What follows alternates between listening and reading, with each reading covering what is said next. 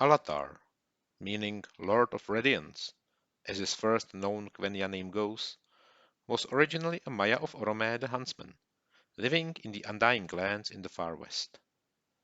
When the Valar decided to send help back to Middle-earth to oppose Sauron, in the form of a few wise and resourceful spirits clothed in flesh, with the appearance of wizened old men, Orome has chosen Alatar to sail east across the sea. Thus he became the first one of the Istari, or wizards, as they were known to common people. In his mortal shape, he had white beard, which was not as long as Gandalf's or Saruman's though.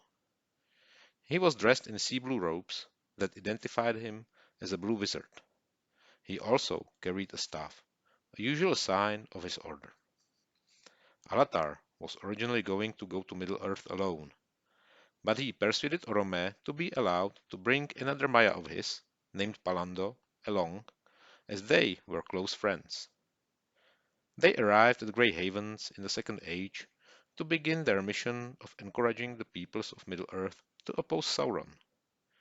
Their main task was to circumvent Sauron, to bring help to the few tribes of men that had already rebelled from Melkor worship, and to stir up rebellion wherever possible.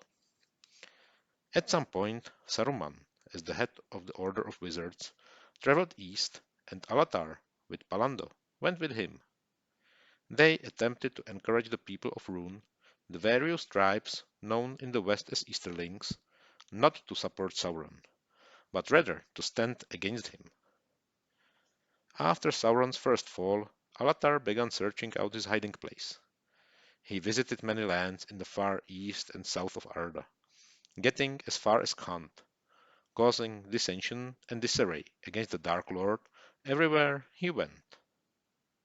He earned new name during his travels, Hymenar, meaning far farther in Quenya.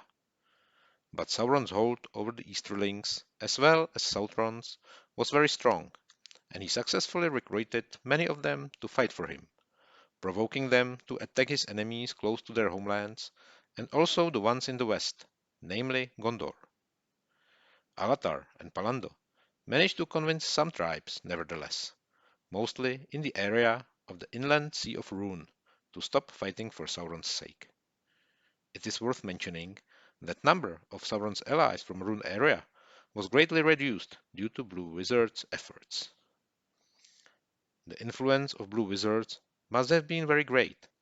Their impact on the history of the Second and Third Ages undisputedly important, because otherwise the forces of the East would have vastly outnumbered the West, allowing Sauron to overwhelm his enemies easily.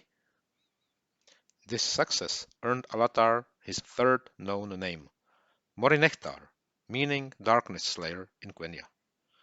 While Saruman eventually returned to northwestern Middle-earth, Alatar and Palando remained in the east. While they have fallen out of knowledge in the west, the wizards continue to carry out their original purpose right till the War of the Ring, although Palando may have slowly begun faltering and rather focused on founding magic cults in the east that continued even after the fall of Sauron and well into the Fourth Age. What was the ultimate fate of Alatar remains unknown. Whether it was his own choice to stay in the east, or if his mission was deemed a failure by the Valar, and thus he was not allowed to return back to Undying Lands, remains unclear. The last news we have report that he, influenced by his friend, began establishing his own secret and magical cult, and even tried to carve his own realm in the post-Sauron era of turmoil in a still dark east. If you like the video, please give it a thumb up and subscribe if you are not already, as each takes just a second to do and will be very much appreciated. See you next time.